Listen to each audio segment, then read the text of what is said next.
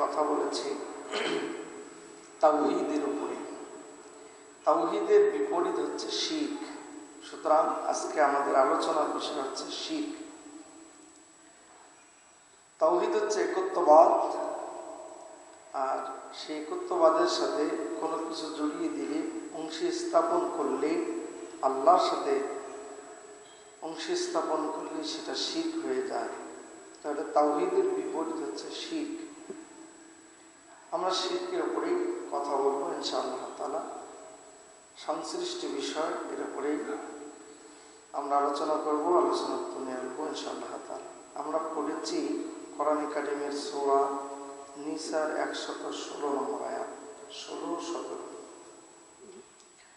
16 নম্বর আয়াতে আল্লাহ তাআলা বলছেন, ইন্নাল্লাহা লা ইয়াগফিরু আন ইউশরাকা বিহি ওয়া ইয়াগফিরু মা দুনা যালিকা লিমান ইয়াশা ওয়া মান ইউশরিক বিল্লাহি ফাকাদ দাল্লা দালালান বাঈদা ইন ইয়াদউনা মিন দুনিহি ইল্লা ইনাসা ওয়া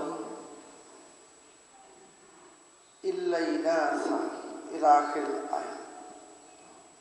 আমরা এখানে লক্ষ্য করছি ইন্নাল্লাহ, নিশ্চয়ই আল্লাহ তাআলা, লা ইয়াগফিরু, ক্ষমা করেন না, আইন শরাকা, যে ব্যক্তি শিরক করে, যে শিরক করে, বিহি, তার সাথে, মানে আল্লাহর সাথে, ওয়া ইয়াগফিরু, তার মানে বোঝা গেল যে আল্লাহর সাথে শিরক করে আল্লাহ তাআলা তাকে ক্ষমা করেন না।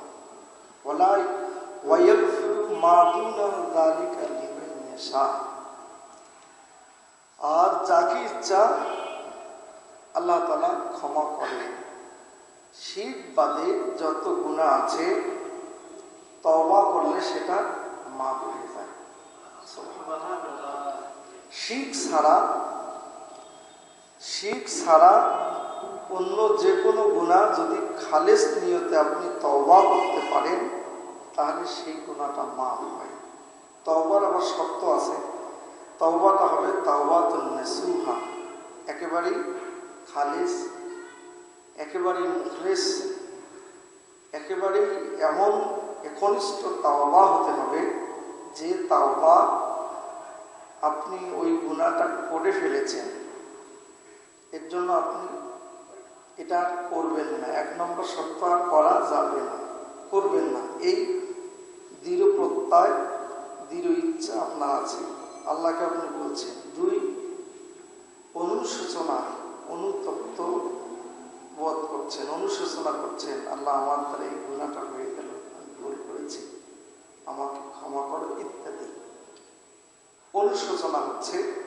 এরপরে ওই গুনাহটা, ওই তওবাটা ওই সময়ের ভিতরে হতে হবে।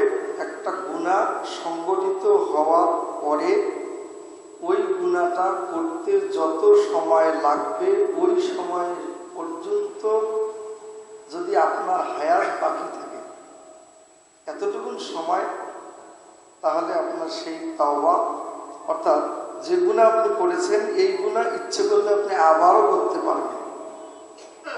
এরকম এই সময় যদি আপনি কি করেন, তওবা করেন যে না আমি করবো না, এটা আপনি ওয়াদা করেছেন আল্লাহর কাছে, তাহলে আপনার গুনাহ মাফ হয়ে যাবে। সুবহানাল্লাহ।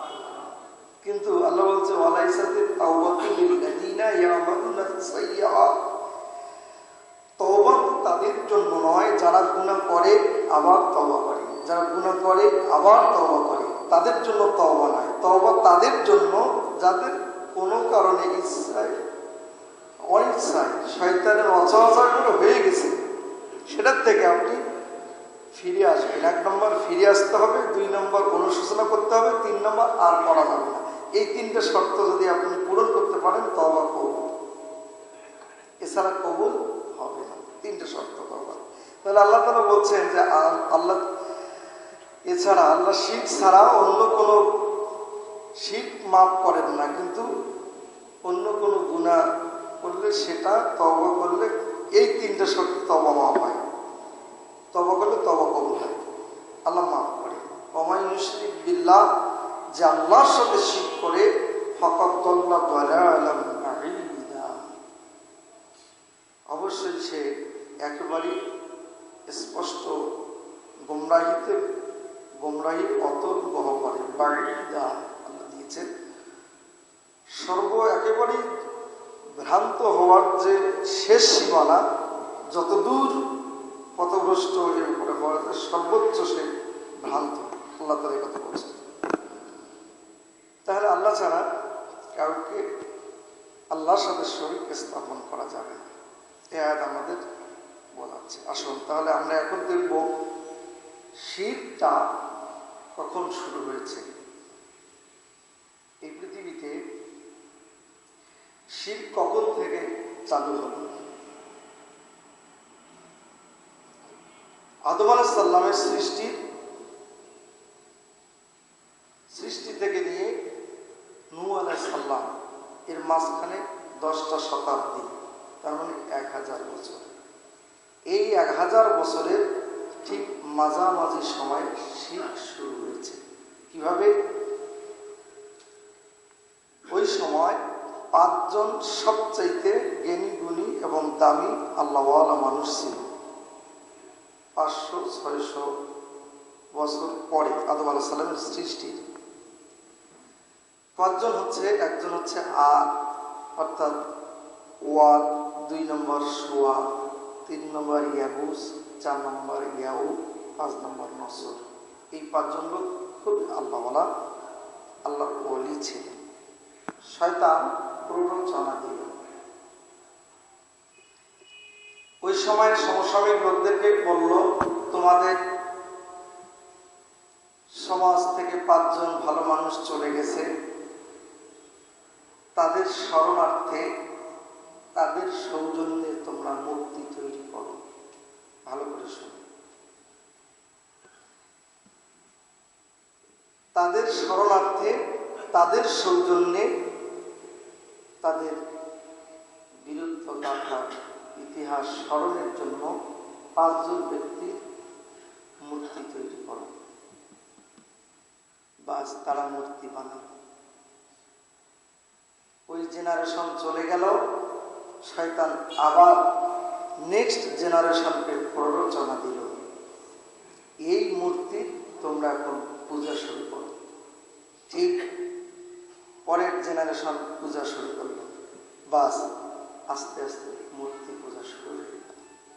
এই হলো মূর্তি, পৃথিবীতে প্রথম মূর্তি পূজা শুরু হওয়ার ঘটনা। এটা মুসলিমের হাদিসটা আছে, আপনারা খেয়াল করবেন আমার ভাইয়েরা। তাহলে বোঝা যাচ্ছে শিরক চালু হয়েছে পৃথিবীতে ভালো মানুষের শরণার্থী।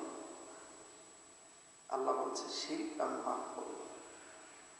আমাদের সমাজে যত মানুষ দেখে, অধিকাংশ মানুষ আমরা শিরকের সাথে জড়িত। আমরা শিরক করছি, আমাদের ঈমান নেই, আমরা টেরই পাচ্ছি না। আমরা অথচ মনে করছি আমরা মুসলমান। না, বাংলাদেশের আদমশুমারিতে আপনার নাম মুসলিম হিসেবে আব্দুর রাজ্জাক, আব্দুর রহমান থাকতে পারে, কিন্তু আল্লাহর খাতায় আপনার আমার নাম মুসলমান। কথা আমার নয়, আল্লাহর। আল্লাহ বলছে ওমা ইউমিনু আকসারুহুম বিল্লাহ ইল্লা ওয়া হুম মুশরিকুন। যাদেরকে তোমাদের মধ্যে যারা ঈমান এনেছে, ওমা ইউমিনু আকসারুহুম, তাদের অধিকাংশ ঈমান আনে নাই, বিল্লাহ আল্লাহর প্রতি, ওয়া হুম মুশরিকুন, তারা মুশরিক। কোরআনে কারিমে 4টি শব্দ এসেছে, হাদিস শরীফ থেকে আমরা 4-5টি শব্দ পেয়ে থাকি। সেটি হচ্ছে আনসাব, আওসান, এরপরে আসনাম, তামসিল বা তামাসুল। এই কয়টি শব্দ আছে। আমাদের সমাজের কিছু মানুষ এরা এটাকে ভিন্নভাবে ব্যাখ্যা করতে চাচ্ছে, কিন্তু আসলে এটা ঠিক না। আসুন, আল্লাহ তাআলা বলছেন ইন্নামাল খামরু ওয়াল মাইসিরু ওয়াল আনসাবু ওয়াল আযলামু রিজসুম মিন আমালিশ শাইতান। আল্লাহ, ইন্নামাল খামরু ওয়াল মাইসির, মদ, জুয়া, ওয়াল আনসাব, পূজার ভাগ্য নির্ণায়ক তীর,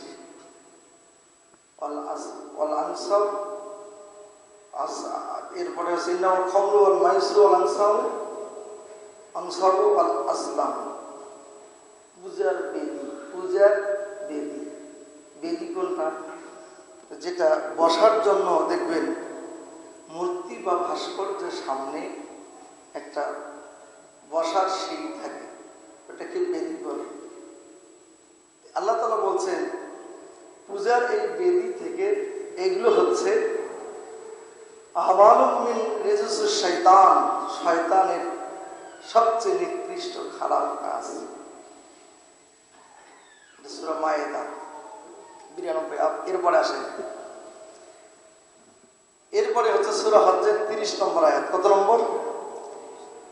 আল্লাহ রাব্বুল আলামিন বলছেন ফাজতানিবুর রিজসা মিনাল আওসান। ফাজতানিবু, তোমরা বিরত থাকো, বিরত থাকবে।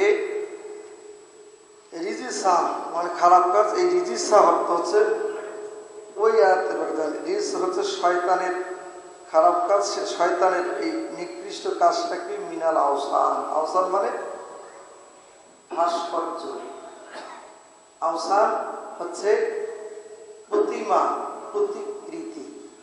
ভালো করে শোনো। তাহলে আল্লাহ রাব্বুল আলামিন এই সমস্ত আয়াত থেকে আমাদেরকে স্পষ্ট করে বোঝাচ্ছেন যে শিরক থেকে বাঁচতে হবে।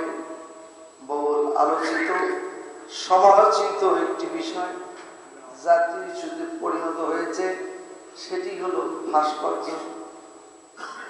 আমরা যারা মূর্তিকে ভাস্কর্য থেকে আলাদা করতে চাই, আসলে আলাদা না। অক্সফোর্ড ডিকশনারি বাংলা অভিধান খুলে দেখেন, সেখানে মূর্তি আর ভাস্কর্য এক ও ভিন্ন এই কথাটা লেখা আছে। যারা বাংলা অভিধান প্রণয়ন করেছে, বাংলা একাডেমি, সেখানেও লিখেছে মূর্তি আর ভাস্কর্য, প্রতিমা, প্রতিকৃতি সব হলো সব কি। সুতরাং ভাস্কর্যকে আপনি আলাদাভাবে বলতে পারবেন। এখন কথা হলো ভাস্কর্য আর আপনার মূর্তি কেন তৈরি করা হয়? মূর্তি ডিরেক্ট তৈরি করা হয়, উদ্দেশ্য হলো, মূর্তির উদ্দেশ্য হচ্ছে পূজা করা। মূর্তি বানানোর উদ্দেশ্য হচ্ছে পূজা করা, আর ভাস্কর্যের উদ্দেশ্য হচ্ছে স্মরণ করা। ভাস্কর্য মানে স্মরণ, ভাস্কর্য বানানোর উদ্দেশ্য হচ্ছে স্মরণ করা। যে বা যার ভাস্কর্য বানাবেন, তৈরি করবেন, উদ্দেশ্য স্মরণ করা, আর মূর্তির উদ্দেশ্য পুজো করা। তাহলে বোঝা যাচ্ছে মূর্তি এবং ভাস্কর্য একই জিনিস। কেন আজকে ওলামায়ে কেরামরা ভাস্কর্যকে প্রতিহত করার জন্য সিদ্ধান্ত নিয়েছে বা বানানো যাবে না, এর কারণটা কি? এর ঘটনাটা আগেই বলেছি। সেটা হলো, আজকে আপনি স্মরণের জন্য যে কাউর ভাস্কর্য বানাবেন, এই ভাস্কর্য এক সময় গিয়ে এই জেনারেশন স্মরণের জন্য করলেও নেক্সট জেনারেশন এসে সেই ভাস্কর্যের পূজা করবে, যেটা ওই ওয়াদ, ইয়াউজ, নসরের করা হয়েছে। কথা বলেন ঠিক কিনা? সুতরাং তাহলে বুঝতে হবে আমাদেরকে ভাস্কর্য থেকেও বিরত থাকতে হবে। এই সমাজে কিছু মানুষেরা যারা কাবা শরীফকে ভাস্কর্য বলেছে, অর্থাৎ জিয়াউল হাসান নামের একজন আলেম দেশে, সে বলেছে কাবা শরীফ তো ভাস্কর্য, এরপরে হাজরে আসওয়াদ তো ভাস্কর্য, ইব্রাহিম আলাইহিস সালামের ফুটপ্রিন্ট সেটা তো ভাস্কর্য। তারা সে কথা বলেছে, দিয়ে দলিল দিয়েছে আওসান এই শব্দটাকে দিয়ে। আমার ভাইরা ভালো করে শুনতে হবে, মোস্ট একটি আকীদার কথা বলছি। আকীদা যদি ক্লিয়ার থাকে আপনি জান্নাতে যাবেন। আকীদার স্বচ্ছ না থাকলে, ক্লিয়ার না থাকলে আপনি জান্নাতে যেতে পারবেন না, আপনি ধরা খেয়ে যাবেন। সুতরাং আকীদা হচ্ছে এমন একটি ধর্মবিশ্বাস, আপনার এমন একটি ধর্মীয় মূল্যবোধকে আকীদা বলে, যেখানে ক্লিয়ার কনসেপ্ট একটি ধারণা থাকবে, এক আল্লাহ ছাড়া পৃথিবীর অন্য কেউ এখানে থাকবে না, শুধুমাত্র কেবলমাত্র আল্লাহর স্থান এখানে। কথা বলেন ঠিক কিনা? তাহলে আকীদাটা হচ্ছে এমন একটি গুরুত্বপূর্ণ বিষয়, আল্লাহ তাআলা আপনার সূরত দেখবে না, আল্লাহ আপনার আমল দেখবেন, অন্তঃকরণ দেখবেন। ইন্নাল্লাহা লা ইয়ানজুরু ইলা সুওয়ারিকুম ওয়ালাকিন ইয়ানজুরু ইলা কুলুবিকুম ওয়া আমালিকুম। নবীজি বলছেন সূরত কোনো মানুষের ইন্নাল্লাহা লা ইয়ানজুরু, আল্লাহ তাআলা লক্ষ্য করবেন না, ইলা সুওয়ারিকুম, আপনার সূরতের দিকে তাকাবেন না, ওয়ালাকিন ইয়ানজুরু, তিনি তাকাবেন ইলা কুলুবিকুম, অন্তরের দিকে, আত্মার দিকে, ওয়া আমালিকুম, আপনার আমলকে। অন্তর দেখবেন, আমল দেখবেন। তাহলে আপনি আপনার মূর্তি, প্রতিমা, ভাস্কর্য, প্রতিকৃতি, এই চারটি শব্দ, এর দ্বারা কি অন্তরের উদ্দেশ্য এটা কেউ না জানলে জানে কে? আল্লাহ। ফয়সালা কিন্তু ওভাবেই হবে, জানে আল্লাহ। সুতরাং যারা আজকে বলতে চান যে ছবিও তো ভাস্কর্য বা ছবির দলিল দেবে আপনাদেরকে যে ভাস্কর্য বানালে অসুবিধা কোথায়, ভাস্কর্য তো ছবির মতো।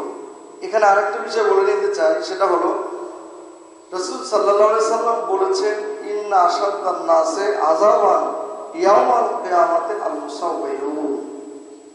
এই হাদিস এসেছে, সহিহ হাদিস, বুখারী শরীফের হাদিস। আল্লাহ তাআলা কিয়ামতের দিন ওই ব্যক্তিকে সবচেয়ে বেশি আযাব দেবেন কিয়ামতের মাঠে যে আল মুসাওবিরুন মানে হচ্ছে ছবি আর্ট করে, অঙ্কন করে, মূর্তি বানায়, প্রতিমা বানায়, প্রতিকৃতি বানায়, ভাস্কর্য বানায়। মুসাওবিরুনের অনেক ব্যাখ্যা, তার মানে যে ছবি অঙ্কন করে, আল্লাহ তাআলা তাকে বেশি শাস্তি দিবেন। আসাদ্দা হচ্ছে ইসমে তাফসীরের সিগা, মানে আধিক্যবোধক অর্থ এটা বোঝানো হয়, মানে অধিক, অনেক বেশি, অনেক কঠিনতর শাস্তি আল্লাহ পাক দেবেন মুসাওবিরুনকে, আর্টিস্টকে। ভালো করে শুনুন। এখন আপনি যে ভাস্কর্য বানাচ্ছেন, এই ভাস্কর্য দুই ধরনের হয়ে থাকে। আল্লাহ তাআলা নবীজির এই হাদিস থেকে দুটো বিষয় ক্লিয়ার হতে হবে। এক, সেটা হলো ভাস্কর্য যদি প্রাণীর না হয়, যদি যে জিনিসের প্রাণ আছে ওই প্রাণ থাকা জিনিস বা প্রাণ থাকা কোনো প্রাণীর ভাস্কর্য বানা পৃথিবীর কোনো মানুষের জন্য জায়েজ নয়। ভালো করে শুনবেন, প্রাণ থাকা প্রাণীর ভাস্কর্য বানা জায়েজ নেই। কিন্তু প্রাণী ছাড়া যদি অন্য কোনো পাহাড়, পর্বত, গাছ, পাথর, নদী, নালা, সাগর ইত্যাদি হয়, তাহলে সেটার ভাস্কর্য বানা জায়েজ। কথা কি ক্লিয়ার আপনারা? সেটার ভাস্কর্য বানা জায়েজ, কিন্তু এছাড়া প্রাণীবাচক কোনো ব্যক্তি বিশেষের ভাস্কর্য বানা জায়েজ নাই, সেটাও শীতের মধ্যে পড়বে। এখন মুসাওবিরুনের ব্যাখ্যায় আপনারা ছবির কথা বলবেন, ছবি তুলছে, এটা তো তাহলে নিষেধ হয়ে হাত তুলছে। আসলে ছবিটা কি আমাদের এটাকে বুঝতে হবে, মুসাওয়ার কোনটা। আমরা হজ্জের জন্য, আমরা বিশেষ অফিস আদালত চালানোর জন্য ছবি তুলি, এই ছবি তোলা জায়েজ আছে না, তুলতে পারবেন কি না? জরুরত তুবিহুল মাহজুরাত, প্রয়োজন হলো আপনাকে, ইসলাম সেটা অনুমতি দেবে। কিভাবে?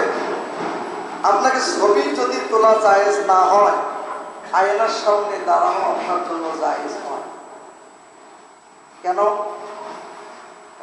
আয়না যে রিফ্লেকশনটা দেয়, এটাই হচ্ছে আপনার ছবি। নবীজি আয়নার সামনে দাঁড়িয়েছেন আর বলেছেন আল্লাহুম্মা আহসানতা খালকি ফাহসিন খুলুকি, আল্লাহ তুমি আমার চেহারা সুন্দর করেছো, তুমি আমার চরিত্রটাও সুন্দর করে দাও। সুবহানাল্লাহ। আয়নার সামনে দাঁড়িয়ে নবীজি এই দোয়া করেছেন। তাহলে আয়না আপনাকে কি দিচ্ছে? আপনার ছবি দিচ্ছে, রিফ্লেকশনটা দিচ্ছে, এটা ছবি। এটা আয়নার যে ইটা আছে তন্ত্রটা, সেটা আপনাকে ছবি দিচ্ছে। মোবাইলে আমরা ছবি তুলছি, এটাও ছবি। ক্যামেরা দিয়ে যেটা তুলছি সেটাও ছবি। এই ছবি আর ওই যে ভাস্কর্য, প্রতিকৃতি আর অঙ্কন, আর্টিস্ট, এটা সমান না। সুতরাং আমরা মোবাইলে যা তুলছি, আমরা এমনিতে জাস্ট আয়নায় দেখছি, গ্লাসে দেখছি, বা কাগজের ছবি একটা বের করে নিলাম, এই ছবি আর ওই মুসাওয়ার ওই ছবি এক জিনিস না, দুটোর মধ্যে পার্থক্য আছে। সুতরাং এই জন্য আপনার এই ধরনের ছবি জায়েজ, কিন্তু এর মানে এই না প্রয়োজনের বাইরে যা প্রয়োজন আপনি তাই করবেন, প্রয়োজনাতিরিক্ত মাত্রাতিরিক্ত কোনো ছবি তুলবেন না, এটা তোলা ঠিক না, অনুচিত। রাসূল সাল্লাল্লাহু আলাইহি ওয়াসাল্লাম বলছেন যে মিন হুসনি ইসলামিল মারই তারকুহু মা লা ইয়ানিহি, অর্থাৎ ব্যক্তির ইসলামের সৌন্দর্য হচ্ছে এমন জিনিস যা বর্জন করা, যেটা কোনো এমন জিনিস যেটা বর্জন করা মানে যেটার জন্য তার কোনো প্রয়োজন নেই সেটা আপনি পরিহার করবেন। কিন্তু এই ছবি আলাদা, এই ছবি দিয়ে আপনি ওই ভাস্কর্যের দলিল দিতে পারবেন না। দুই, আপনি যে কথা আমি বললাম কাবা শরীফ, এরপরে হাজরে আসওয়াদ, এগুলো ভাস্কর্য বলতে ভাস্কর্য, কিন্তু প্রাণীর ভাস্কর্য না। কাবা শরীফ তো একটি ঘর, পৃথিবীর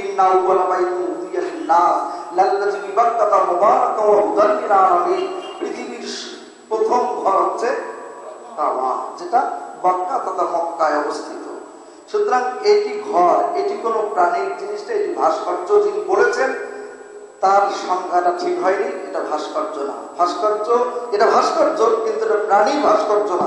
সেই জন্য আপনি এটাকে ওইভাবে ভাস্কর্য বলে চালিয়ে দিতে পারবেন না, কারণ এটা তো পৃথিবী মানুষের কাবা শরীফ এমন একটি গৃহ, এমন একটি ঘর যেটার দিকে মানুষের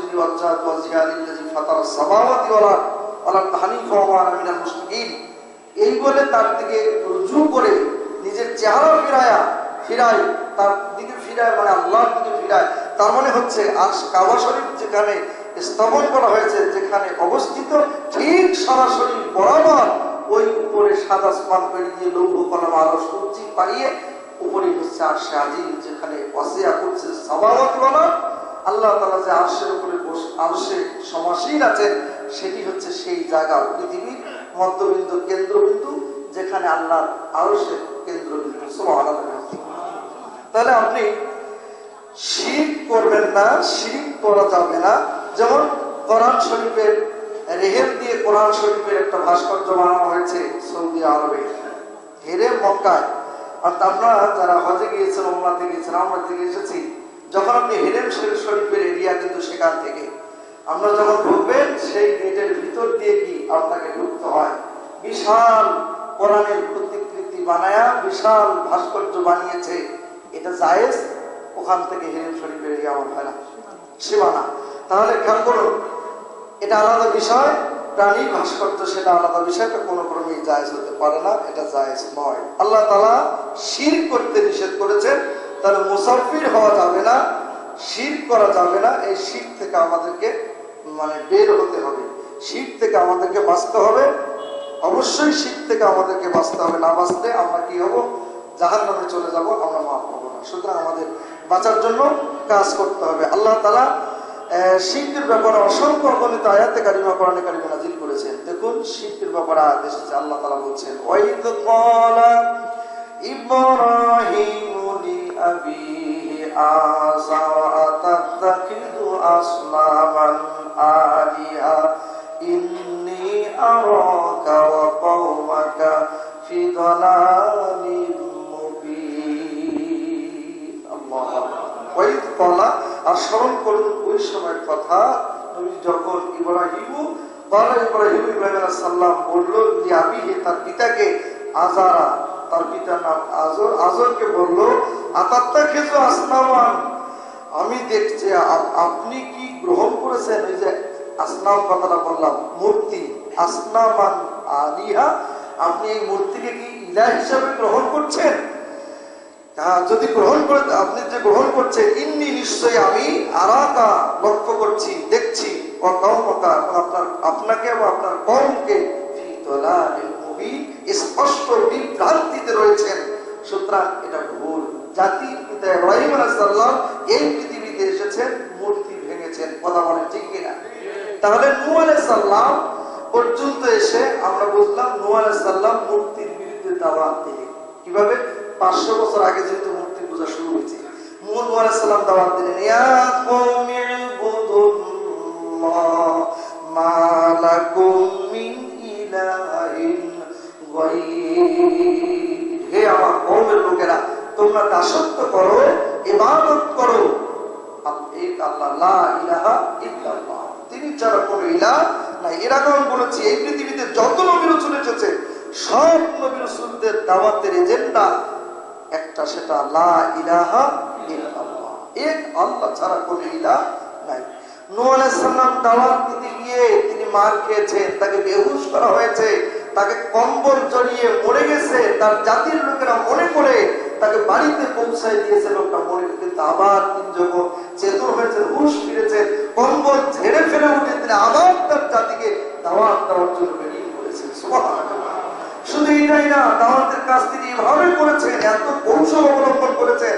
কোন এক জায়গায় খেতে নিরানিতে মানুষ কাজ করছেন, নূহ আলাইহিস সালাম বলেছেন, ভাই আমাকে কোনো উজরত, কোনো পারিশ্রমিক দিতে হবে না, আমি তোমাদের কাজে ধোকা দিব, তোমাদেরকে সহযোগিতা করব।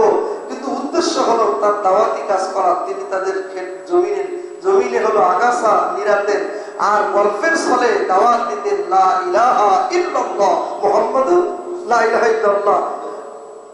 আদম সাফিউল নূহুর কথা দিয়ে তিনি বলতেন এভাবে। তাহলে সব দাওয়াতের বৈশিষ্ট্য ছিল লা ইলাহা ইল্লাল্লাহ, ইয়া কওমি ইবুদুল্লাহ মা লাকুম মিন ইলাহিন গায়রুহু, তাহলে লা ইলাহা ইল্লাল্লাহ এই দাওয়াত দিতেন। তাহলে নূহ আলাইহিস সালামের দাওয়াত দিতেন।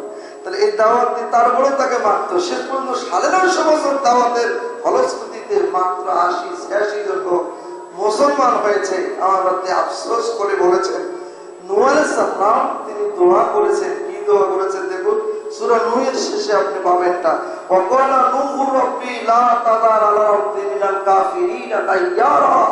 আমরা কেন মানে কিছু মানুষকে বদদোয়া করি, বদদোয়া করা যে জায়েজ এই আয়াত দলিল। আর আপনারা অনেকেই বলে হুজুর হ্যাঁ খালি আমাদেরকে বদদোয়া করেন, গালিগালাজ করেন, এই করেন সেই করেন। আমার ভাইরা কি করবো, নূহ আলাইহিস সালাম তো বলেছেন, ওয়াকালা নূহু বলেছেন রব্বি হে আমার রব লা তাযার আলা আরদি মিনাল কাফিরিনা দাইয়ারা, এই কাফেরদেরকে তুমি পৃথিবীর জমিনে ছেড়ে দিও না, এদের ঘর বাড়ি সমেত ধ্বংস করে দাও। নূহ বলেছে। কে বলেছে? কারণ নূহ দাওয়াত দিয়ে শেষ পর্যন্ত ব্যর্থ হয়েছেন, আক্ষেপ করে বলেছেন আল্লাহ এদেরকে তুমি ছেড়ে দিও না, ইন্নাকা ইন তাযারহুম, যদি তুমি এদেরকে ছেড়ে দাও, ইযিল্লু ইবাদাকা, যদি আপনি এদেরকে ছেড়ে দেন তাহলে এরা কি করবে, ইযিল্লু ইবাদাকা ওয়ালা ইয়ালিদু ইল্লা ফাজিরান কাফারা, এরা আপনার বান্দাদেরকে কষ্ট দেবে, শুধু কষ্টই দেবে না বরঞ্চ এরা কি করবে, ফাসিক ফুজ্জার তৈরি করবে।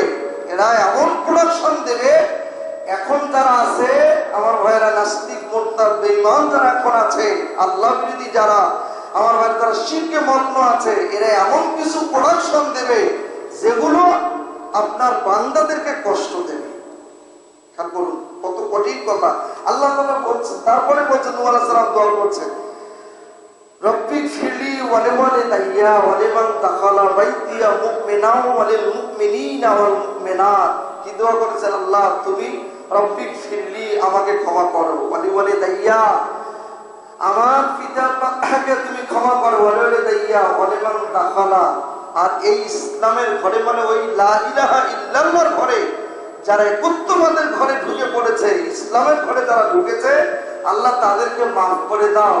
আর মুমিনিন আর মুমিনাত, যত মুমিন মুমিনাত আছে তাদেরকে মাফ করো। এই দোয়া নূহ আলাইহিস সালাম করেছেন। খেয়াল করুন তাহলে। এরপরে আসেন বুখারী শরীফের মধ্যে আপনি যা মূল কিতাবের উপরে একটা লাইন নিচে একটা লাইন, ওই দুই লাইনের মাঝখানে ছোট ছোট লেখা আছে।